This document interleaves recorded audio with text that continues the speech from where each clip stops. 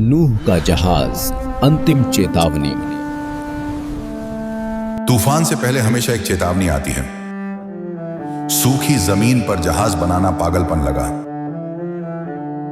दुनिया हंस रही थी क्योंकि उसने ईश्वर को भुला दिया था। नूह ने वही सुना जिसे सबने अनसुना कर दिया। पर जब बारिश शुरू हुई तब बहुत देर हो चुकी थी। दुनिया उस समय मर नहीं रही थी, वह धीरे धीरे गल रही थी, जैसे कोई शरीर जिसे भीतर से झड़ लग चुका हो, लेकिन बाहर से वह अब भी चलता फिरता, हंसता और सांस लेता दिखाई देता हो। और लोग इस भ्रम में जी रहे थे कि जब तक सूरज हर सुबह उगता रहेगा और रातें शराब, शोर और हंसी से भरी रहेंगी, तब तक कुछ भी सच में खत्म नहीं हो सकता। शहरों में सुबहें गालियों और सौदों के साथ शुरू होती थीं और रातें चीखों, झगड़ों और अधूरे पछतावे के साथ खत्म होती थीं। लोग एक दूसरे को देखते थे लेकिन पहचानते नहीं थे, छूते थे लेकिन महसूस नहीं करते थे, और हर दिन पहले से ज्यादा खाली होकर सोते थे, बिना यह जाने कि भीतर की यह खाली जगह ही असली मौत की शुरुआत होती है। और उसी दुनिया के किनारे जहां रास्ते टूटने लगते थे और शोर पीछे छूट जाता था, एक आदमी अकेला खड़ा होकर लकड़ी काट रहा था। नूह। उसके हाथों में कुल्हाड़ी थी, भारी और पुरानी, और हर वार के साथ लकड़ी से उठती आवाज हवा में कुछ पल ठहरती, फिर बिना किसी गवाह के गायब हो जाती, जैसे यह काम भी उसी आदमी की तरह था, दिखाई देने के बावजूद अनदेखा किया हुआ। नूह सुबह से पहले उठता जब आसमान अब भी नीले और काले के बीच अटका होता, और तब तक काम करता रहता जब तक सूरज थक कर लाल न हो जाए। उसकी पीठ झुकी हुई थी, उसकी सांस भारी थी, और उसकी आंखों में वह थकान नहीं थी जो काम से आती है, बल्कि वह थकान थी जो किसी ऐसे सत्य को उठाने से आती है जिसे दुनिया उठाने से इनकार कर दे।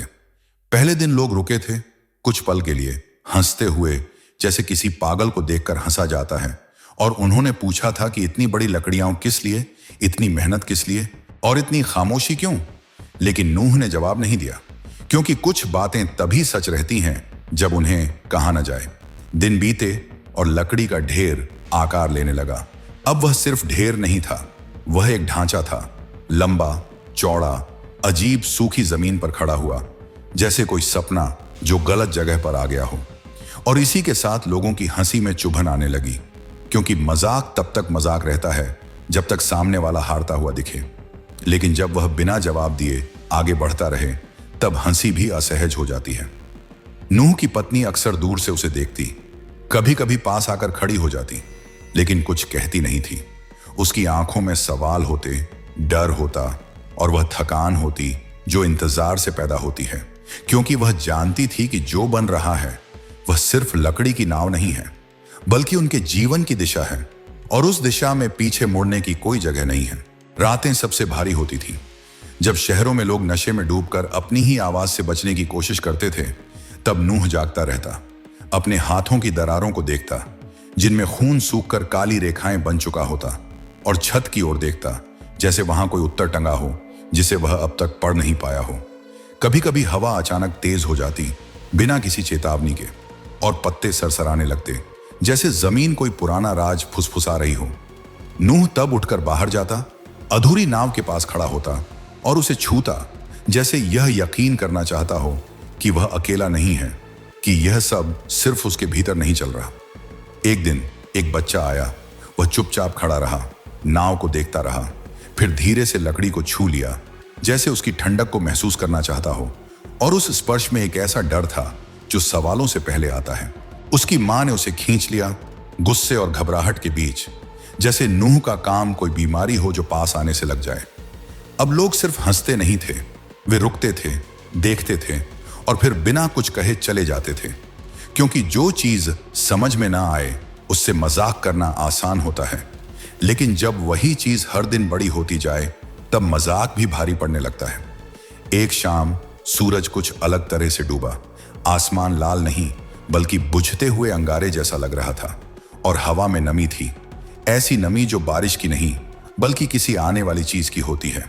नूह ने काम रोक दिया, कुल्हाड़ी नीचे रखी, और पहली बार नाव को दूर से देखा। उसकी पसलियां खुली थीं, उसका पेट खाली था, और वह किसी मरे हुए ढांचे जैसी नहीं बल्कि किसी सोते हुए जीव जैसी लग रही थी। दूर, बहुत दूर बादल इकट्ठा होने लगे थे, पतले हल्के, जैसे आसमान अभी तय नहीं कर पाया हो कि उसे क्या करना है। नूह ने ऊपर देखा और उसके चेहरे पर कोई डर नहीं था, सिर्फ एक उदासी थी। वह उदासी जो तब आती है जब इंसान जानता है कि सच उसे बचा लेगा, लेकिन बाकी सबको नहीं। उस रात दुनिया फिर सो गई और नूह ने अगली सुबह फिर कुल्हाड़ी उठा ली, क्योंकि कुछ लोग तब तक अकेले काम करते रहते हैं जब तक दुनिया को एहसास न हो जाए कि वे अकेले नहीं थे। दुनिया बस देर से समझी। जिस दिन हंसी पूरी तरह खत्म हुई, उस दिन कोई उत्सव नहीं था, कोई घोषणा नहीं थी। बस इतना हुआ कि लोगों ने नूह को देखकर मुस्कुराना बंद कर दिया। और जब कोई समाज मुस्कुराना छोड़ देता है तो वह अगला कदम हमेशा पत्थर उठाकर ही रखता है। अब वे दूर से नहीं देखते थे, अब वे पास आते थे, बहुत पास, इतनी पास कि नूह उनकी सांसों में बसी सड़ांध को महसूस कर सकता था और उनकी आंखों में तैरती हुई उस बेचैनी को भी, जो मजाक से नहीं डर से पैदा होती है, क्योंकि डर ही वह चीज है जो सबसे पहले गुस्से में बदलती है। कब तक? यह सवाल अब हंसी में नहीं पूछा जाता था, यह सवाल दांतों के बीच से निकलता था, जैसे कोई चेतावनी हो। और नूह हर बार की तरह कुछ नहीं कहता था, क्योंकि शब्द अब बेकार हो चुके थे और जो होना था वह शब्दों के बहुत आगे निकल चुका था।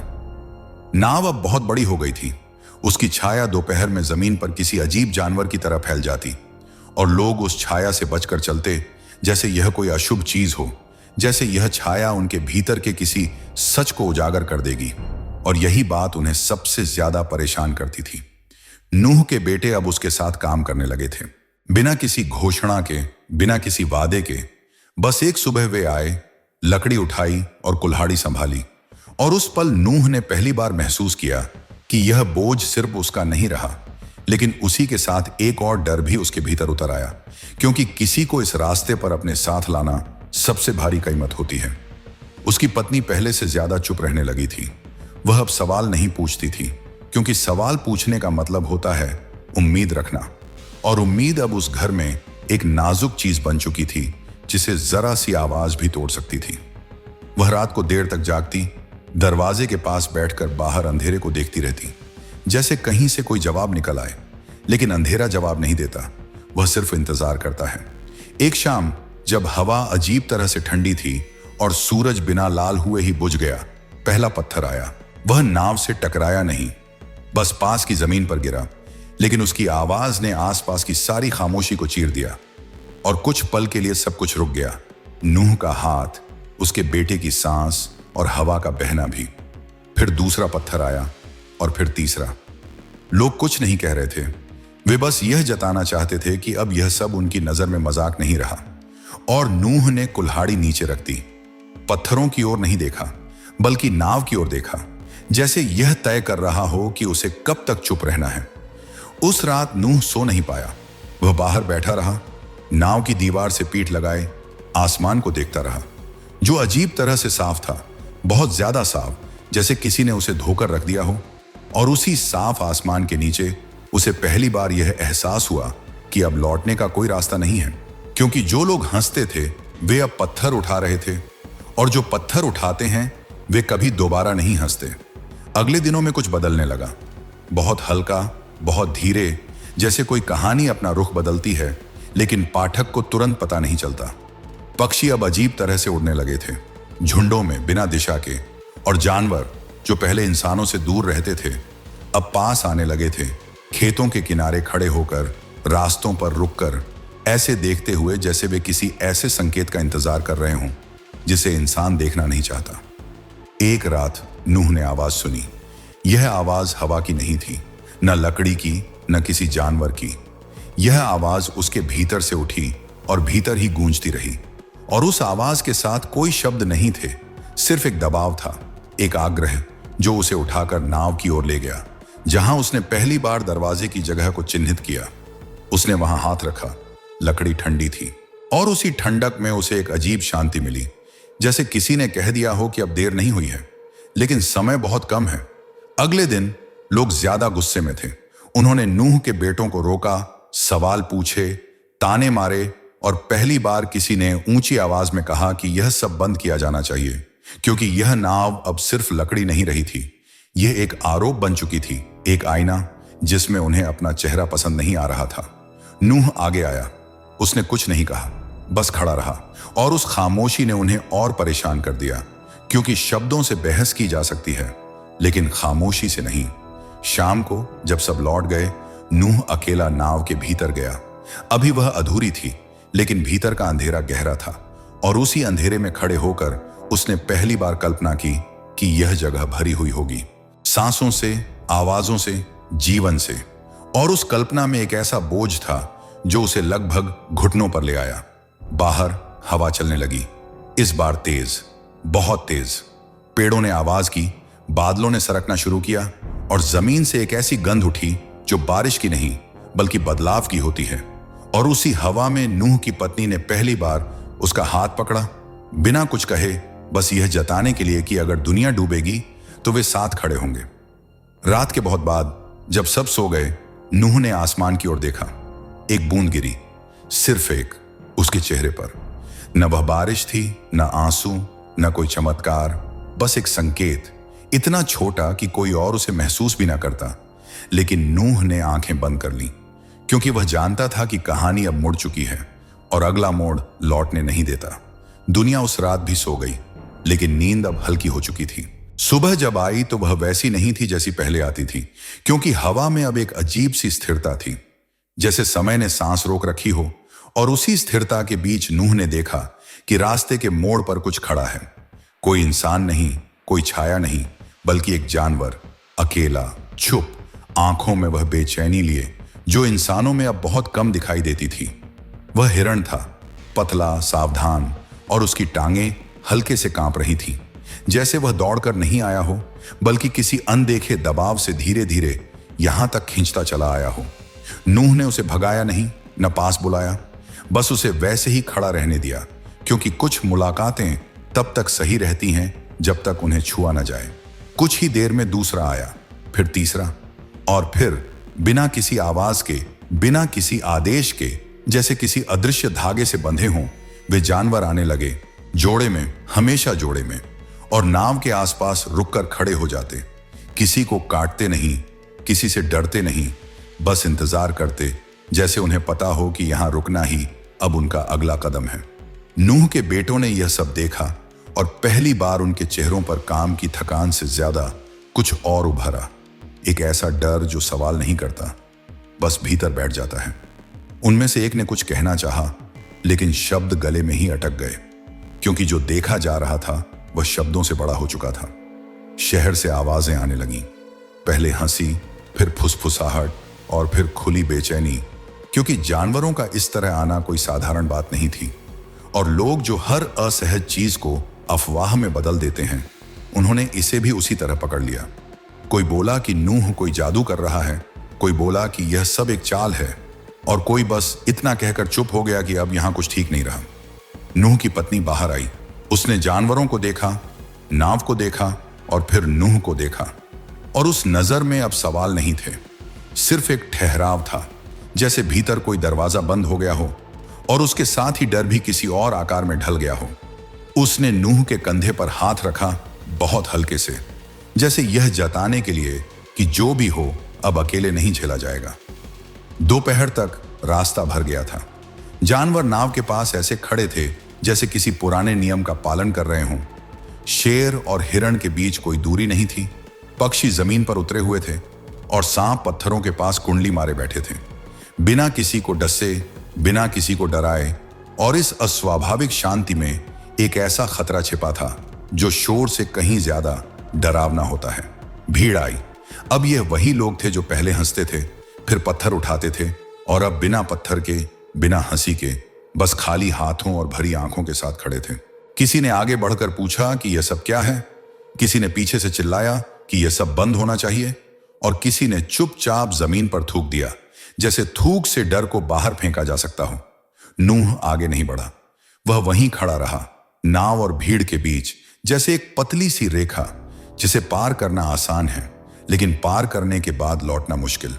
उसकी खामोशी अब किसी इनकार जैसी नहीं थी, बल्कि किसी अंतिम फैसले जैसी लग रही थी।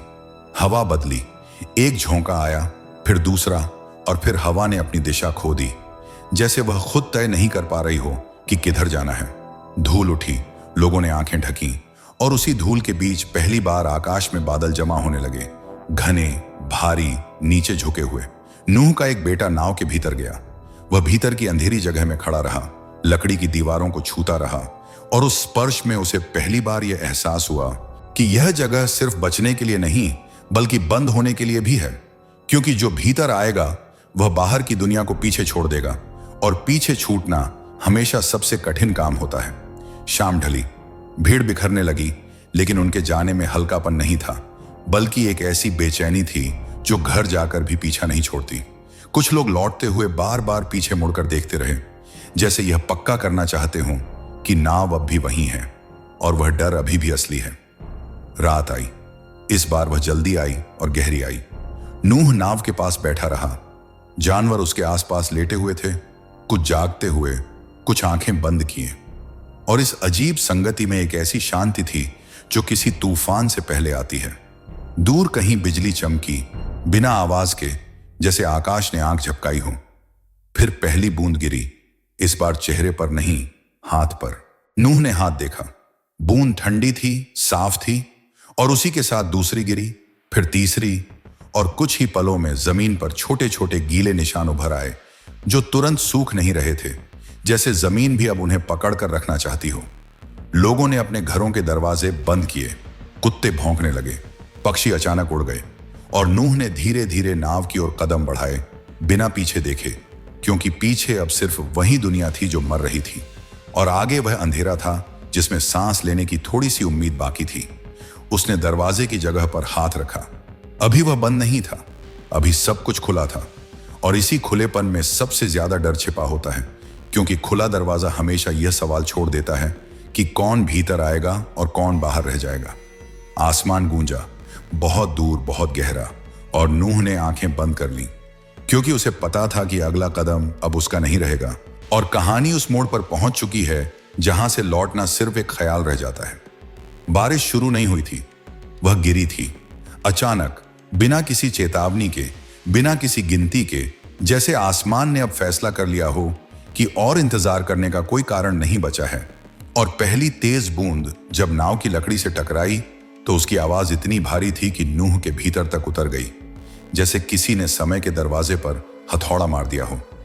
दरवाजा अब भी खुला था। नूह नाव के भीतर खड़ा था। जानवर उसके आसपास सिमटे हुए थे, उनकी सांसें तेज थीं, आंखें चमक रही थीं, और बाहर की हवा में वह गंध थी जो हमेशा तब आती है जब कुछ बहुत पुराना खत्म होने वाला होता है। बाहर लोग अपने घरों के दरवाजों पर खड़े थे, ऊपर देख रहे थे, आसमान को पढ़ने की कोशिश कर रहे थे, जैसे अब भी उम्मीद हो कि यह सब बस एक लंबी गलतफहमी साबित हो जाए।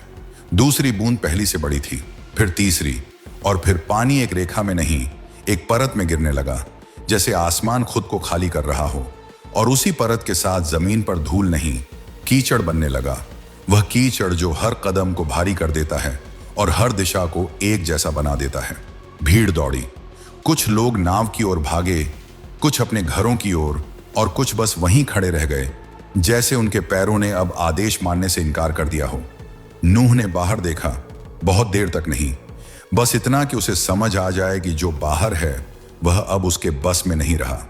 हवा तेज हुई, इतनी तेज कि पेड़ झुकने लगे, छतें कांपने लगीं, और आवाजें, चीखें, पुकारें, नाम, सब एक दूसरे में घुलने लगीं। और उस शोर के बीच अचानक एक सन्नाटा आया, बहुत छोटा, बहुत खतरनाक, क्योंकि उसी सन्नाटे में दरवाजा बंद होने लगा। नूह ने उसे बंद नहीं किया, दरवाजा खुद बंद हुआ, धीरे धीरे, जैसे किसी ने हर पल को खींचकर लंबा कर दिया हो। लकड़ी लकड़ी से मिली, और वह आवाज जो कोई धमाका नहीं थी, कोई विस्फोट नहीं थी, बस एक ठोस अंतिम थक। उसी पल दुनिया दो हिस्सों में बंट गई, भीतर और बाहर। अंदर अंधेरा था, बाहर शोर, और इसी अंधेरे में नूह ने पहली बार महसूस किया कि अब वह सिर्फ बचा हुआ आदमी नहीं है, बल्कि एक बंद दुनिया का कैदी है।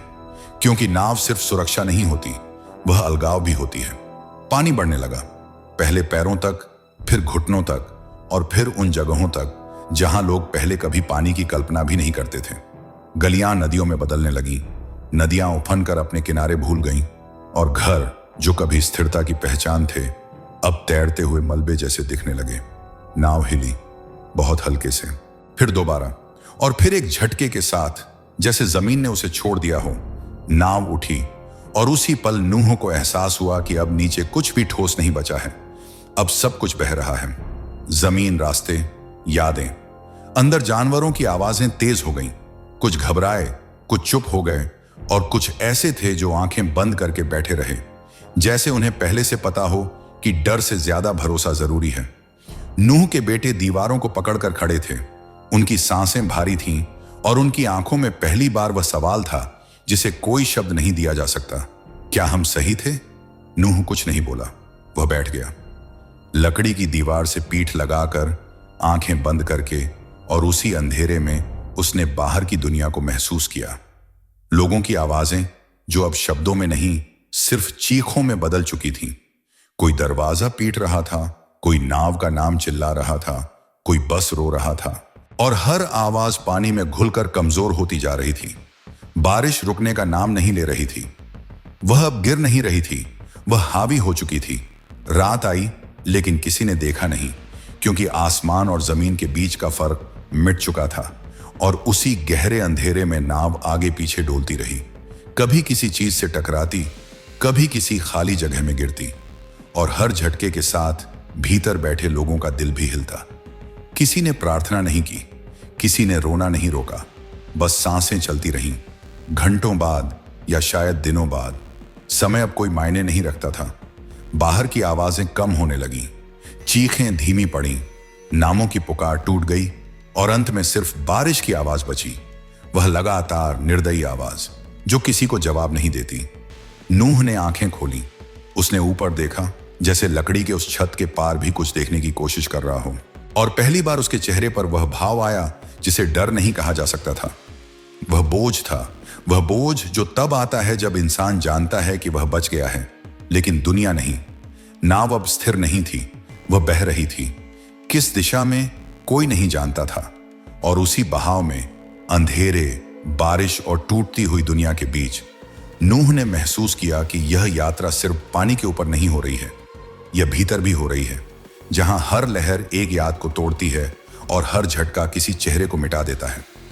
बाहर पानी सब कुछ ढक चुका था, अंदर खामोशी धीरे धीरे पसरने लगी, और उसी खामोशी में नाव आगे बढ़ती रही, बिना नक्शे के, बिना मंजिल के, सिर्फ इस भरोसे पर कि बहते हुए भी कोई कहानी बची रह सकती है।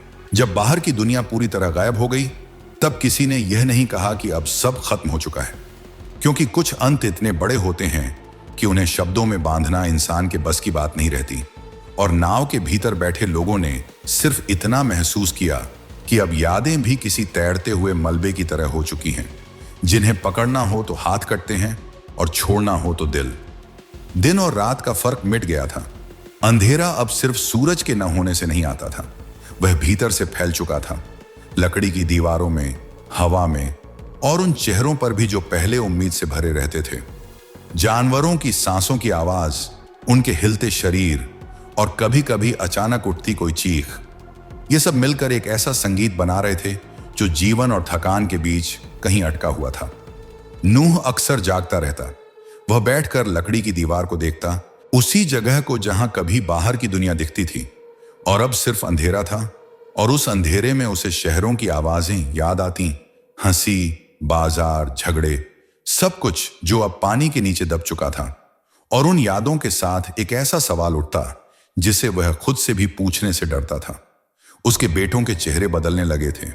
पहले जहां जोश था वहां अब थकान थी, और जहां यकीन था वहां अब चुप्पी।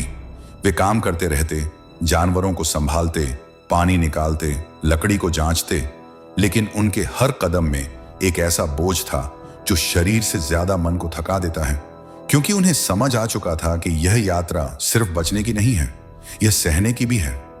नूह की पत्नी कभी कभी नाव के एक कोने में बैठ जाती। वह वहां बैठकर हाथों को देखती, जैसे उनमें अभी भी कोई पुराना जीवन छुपा हो, और फिर अचानक उठकर जानवरों के पास चली जाती, उन्हें सहलाती, उन्हें खाना देती, क्योंकि जीवित चीजों को छूना अब उसे यह याद दिलाता था कि सब कुछ खत्म नहीं हुआ है, भले ही बाहर सब कुछ मिट चुका हो।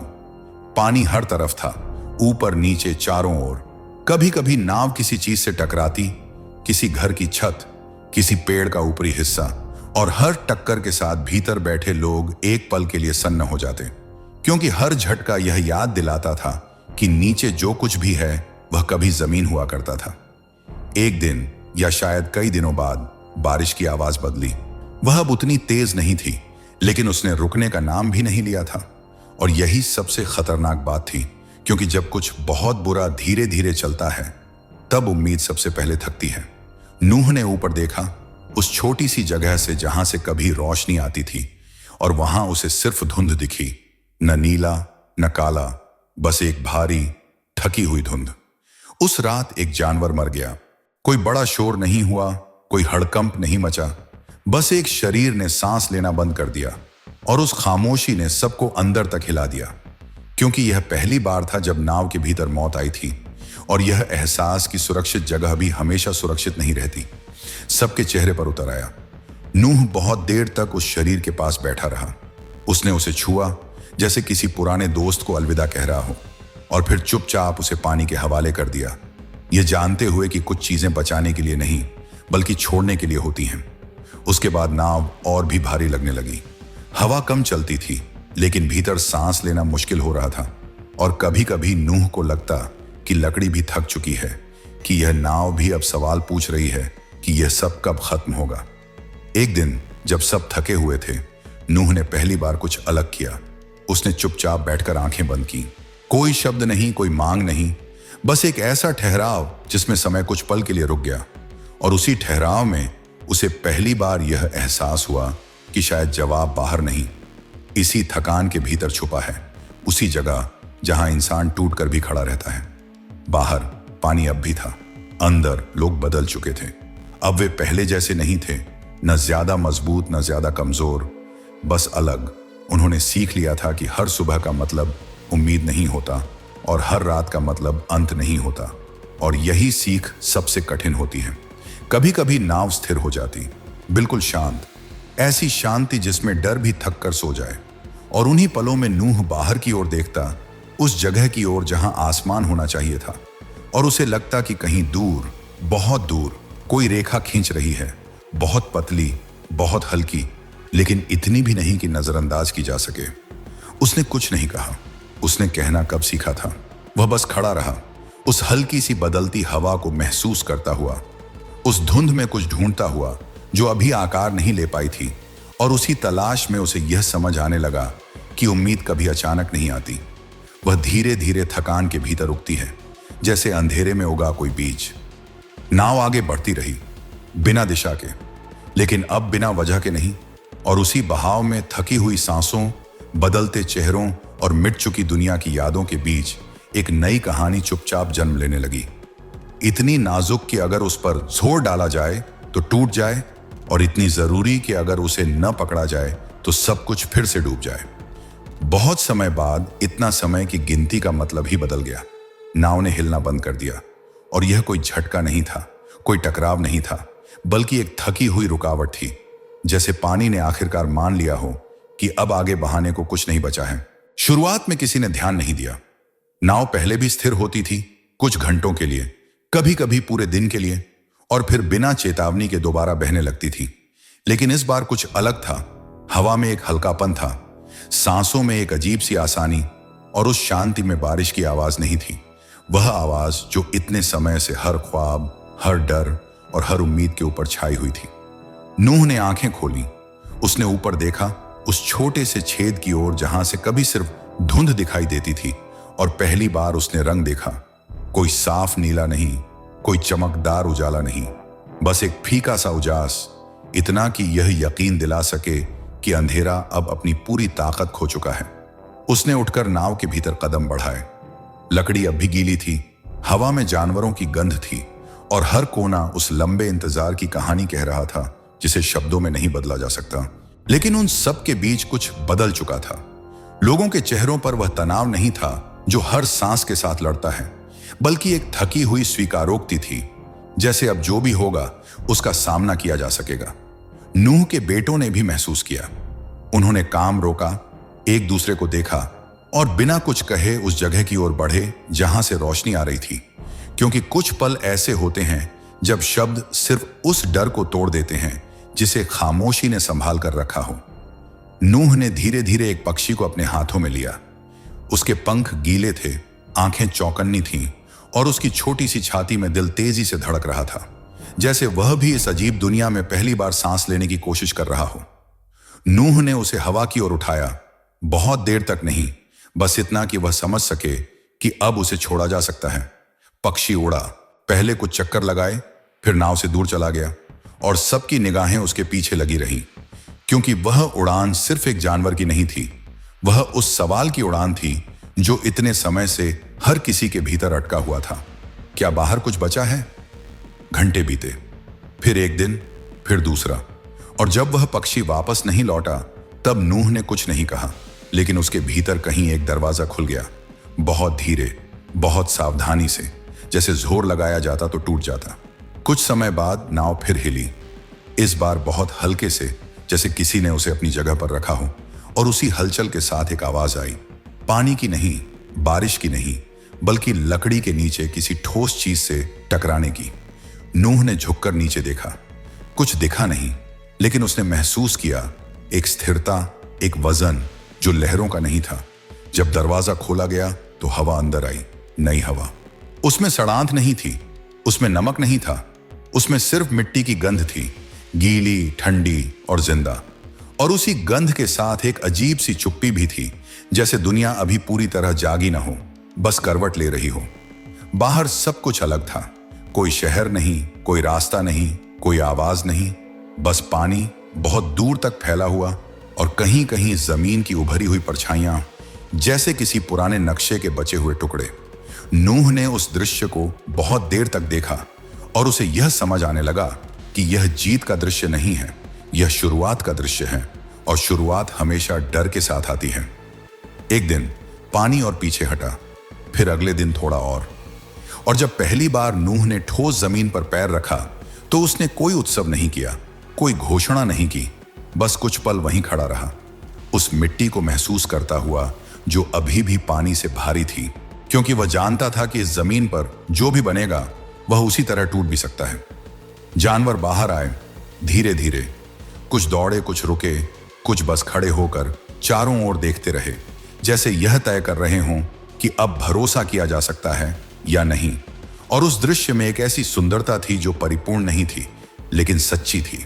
नूह की पत्नी ने जमीन पर हाथ रखा, उसने आंखें बंद की, और उस पल में उसने रोना नहीं चुना, क्योंकि आंसू अब उस दुनिया के लिए नहीं थे जो डूब चुकी थी, बल्कि उस दुनिया के लिए थे जिसे अब संभालना था।